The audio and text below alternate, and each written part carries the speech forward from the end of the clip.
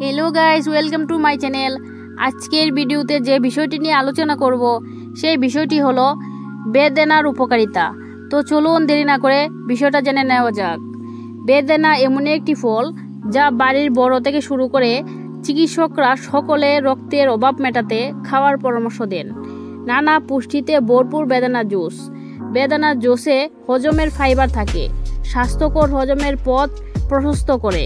নিয়মিত বেদানা খেলে জয়েন্টের ব্যথা হয় না। জুস খাওয়ার থেকে ফল খাওয়া উচিত। বেদানার জুসে ভিটামিন সি পাওয়া যায়, যা রোগ প্রতিরোধ ক্ষমতা বাড়াতে পারে। বেদানার জুস স্মৃতিশক্তি ও মস্তিষ্কের কার্যক্ষমতার সঙ্গে সম্পর্কিত। বেদানা জুস ইনসুলিন সংবেদনশীলতা বাড়াতে ও ব্লাড সুগারের মাত্রা নিয়ন্ত্রণ করতে সাহায্য করে।